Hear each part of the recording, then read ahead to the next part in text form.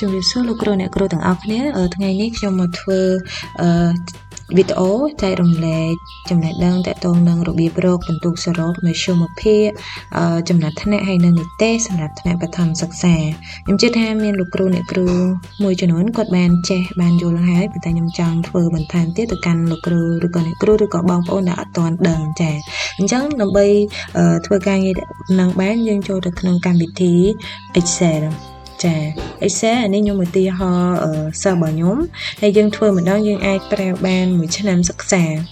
ចានេះបញ្ជីពិន្ទុប៉ុន្តែខ្ញុំអត់ទាន់ដាក់ទិន្នន័យទេខ្ញុំចង់រូបមន្តយកតែម្ដងមានពិន្ទុសរុបមធ្យមភាគចំណាត់ថ្នាក់ហើយនិងនិទេសចាអញ្ចឹងវាមានច្រើនវិធីសម្រាប់ធ្វើច្រើនរូបមន្តដែរប៉ុន្តែពិន្ទុសរុបនេះលោកគ្រូអ្នកគ្រូចង់វាគឺយើងត្រូវដំបូងយើងចុចសញ្ញាស្មើហើយយើងវាយរូបមន្ត SUM ហើយយើងបើកវងកញ្ចក់មក10ហើយនឹងវងកញ្ចក់ហើយយើង select លើ cell ទាំងអស់មុខវិជ្ជាទាំង12មុខឧទាហរណ៍ខ្ញុំលើកយកមុខវិជ្ជា12មុខហ្នឹងយកមកចងអញ្ចឹងលោកទាំងអស់គ្នាត្រូវចុចពី cell ទី1ហើយអូសមកកាន់ cell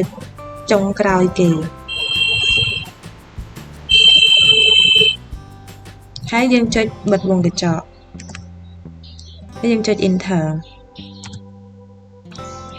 ចាអញ្ចឹងវាលោត0ព្រោះដោយសារយើងអត់ទាន់មានទិន្នន័យអញ្ចឹងលោកគ្រូអ្នកគ្រូអីដែលត្រូវធ្វើបន្តទៀតគឺយើង select វាដើម្បីអូឲ្យគ្រប់ចំនួនសិស្សរបស់យើងទាំងមានម៉ានគឺយើងអូមកដល់ប៉ុណ្ណឹងអញ្ចឹងយើងដាក់ចឹងមកហើយយើងទាញមកខាងក្រោមសិស្សរបស់ខ្ញុំគឺ36នាក់អញ្ចឹងវានឹងចេញលេខ0ទាំងអស់ពេលដែលយើងដាក់ទិន្នន័យទៅបន្ទុកវានឹងលោតតាមនឹងដោយស្វ័យប្រវត្តិចាបន្ទាប់មកទៀតគឺយើងមើលមកមធ្យមភាគវិញម្ដងមធ្យមភាគនេះលោកគ្រូចង់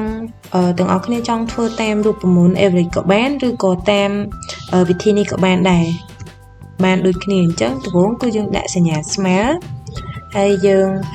ចុចលើ cell កន្លែង cell កន្លងទី1នេះកន្លែងខាងក្រោមពិន្ទុសរុបនេះហើយយើងដាក់សញ្ញាចែកឬសញ្ញា slash ហ្នឹងបើសិនជាយើងប្រឡង12មុខយើងត្រូវចែកនឹង12ចាចំពោះមធ្យមភាគតែបើយើងប្រឡង14មុខយើងចែកនឹង14អញ្ចឹងណាចាអញ្ចឹងខ្ញុំចែកនឹង12ហើយបន្ទាប់មកយើងចុច enter ចាអញ្ចឹងយើងបាន0មធ្យមភាគ0យើងអូសមកក្រោមដល់សិស្សរបស់យើងទាំងអស់ដោយពិន្ទុសរុបដែរ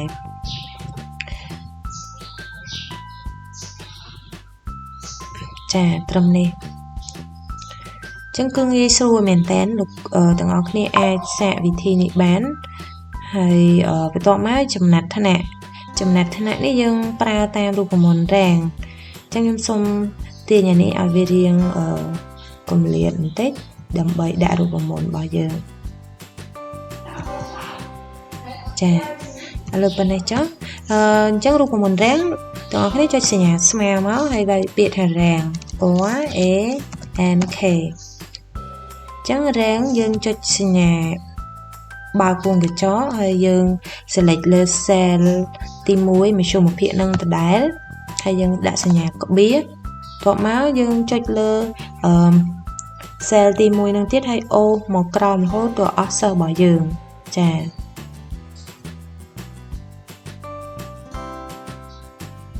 ចឹងខ្ញុំចុចកន្លែងហ្នឹងមកចាអស់របស់សិស្សអស់របស់ចឹងនិយាយថាគ្រប់ចំនួនសិស្សរបស់យើងហើយយើងបិទវងកញ្ចក់វិញហើយយើងដាក់សញ្ញាដុល្លារនៅមុខកន្លែងអក្សរក្រហមនេះគឺអក្សរ S មុខអក្សរ S គឺយើងវាយពាក្យ10ហើយនឹងដុល្លារហើយនៅចន្លោះអក្សរហើយនឹងលេខនេះយើងដាក់ដុល្លារទៀតដាក់ដល់ពេលនៅកន្លែងនេះគឺមុខអក្សរនេះគឺយើងដាក់ដុល្លារម្ដងទៀតដាក់4ដងទាំងអស់គ្នាចាចន្លោះលេខអក្សរនេះយើងដាក់ម្ដងទៀតមិនយើងបិទវងកញ្ចក់ហើយឥឡូវយើងចុច enter តែម្ដងចាវាចេញលេខ1ដោយសារតែបន្ទុកដែលមានហ្នឹងគឺលេខ0អញ្ចឹងបានតែលេខចំណាត់ថ្នាក់លេខ1តែបញ្ចូលទិន្នន័យមកវាលោតតាមនឹងឲ្យឯងបន្ទាប់មក លោកគ្រូអ្នកគ្រូទាញវា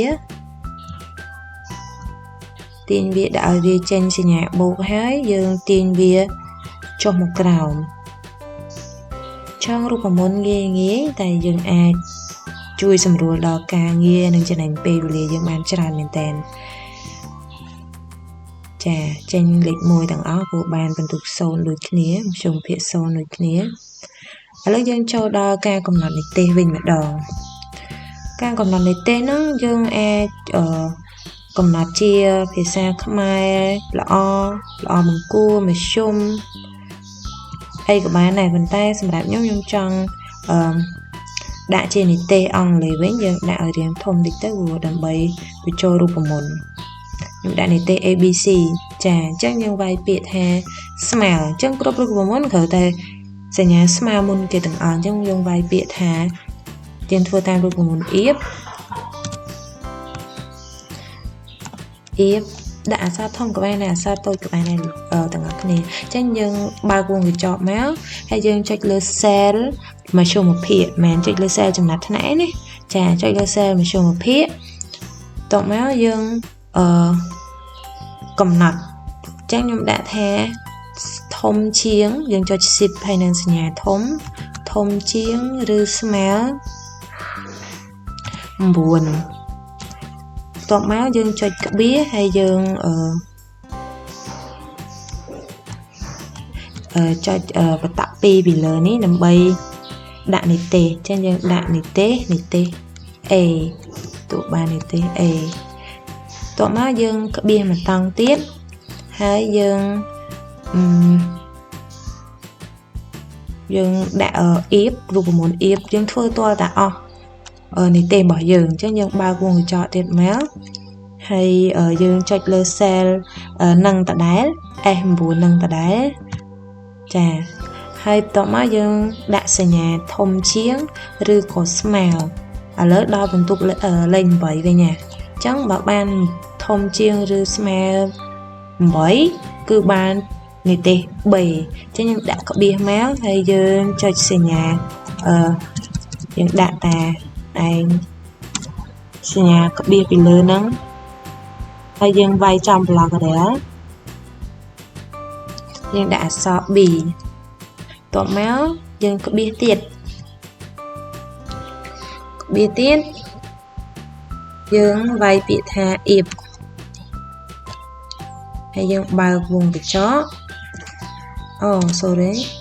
សំទោសអៀប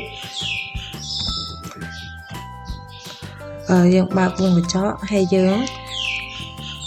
ចូលដល់បន្ទុក7វិញម្ដងប៉ុន្តែយើងនៅតែចុចនៅ cell នឹងដដែលហើយយើងដាក់ថាសញ្ញាធំជាងឬ small 7ហើយយើងចុចក្បៀសហើយយើងចុចសញ្ញាបតៈពីលើហ្នឹងមកយើងមករកចន្លោះកដែល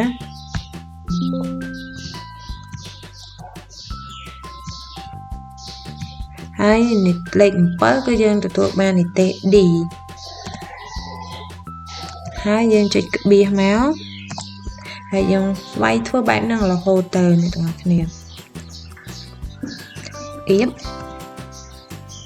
បើកវងកញ្ចក់ cell នឹងដដែលសញ្ញាធំជាងឬ small 6ក្បៀសចាយើងរំកិលឲ្យមកចំក្រាមមកហើយបាននិទេស D សុំតោះកន្លែងនេះនិទេស C ទេហើយបើបានបន្ទុក6បាននិទេស D អញ្ចឹងយើងចុចមកនេះមកយើងដាក់ក្បៀសហើយយើងវាយពាក្យរូបមន្តអៀបមកទៀតមកហើយបើកវងកញ្ចក់ហើយយើងចុច cell នឹងធម្មតាហើយយើងចុចសញ្ញាធំជាងឬក៏ small 5វិញម្ដងអញ្ចឹងបន្ទុក5យើងបាននិទេសហើយយើងចុចអានឹងទៀតមកយើងរកឲ្យវាទៅចំប្លុកដែរយើងបាននិទេសនិទេសរបស់យើងអត់ទាន់អត់ទេដល់និទេសធ្លាក់មួយទៀតនិទេស F ចុចក្បៀសមកយើងវាយពាក្យ if ហើយយើងបើកវងកញ្ចក់ហើយយើងចុច cell នឹងដដែល F9 នឹងដដែលហើយយើងដាក់សញ្ញាតូចជាងវិញបើតូចជាង5មានន័យថាក្រោម5គឺវាធ្លាក់ហើយចាអញ្ចឹងយើងវាយក្បៀសមកហើយយើងចុច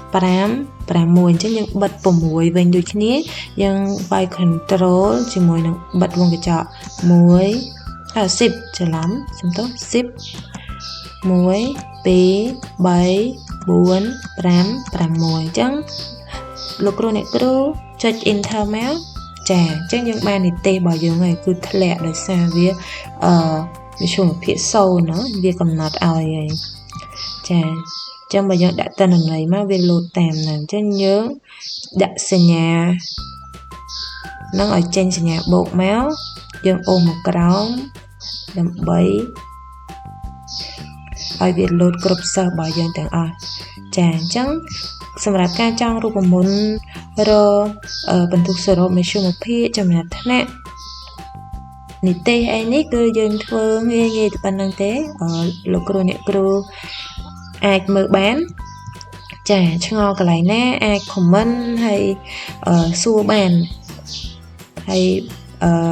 កុំភ្លេចជួយចុច like ហើយនិង subscribe channel របស់នាងខ្ញុំផងនាងខ្ញុំនឹងធ្វើវីដេអូល្អៗចែករំលែកចំណេះដឹងទាក់ទងនឹងការអប់រំបន្ថែមទៀតចាអរគុណ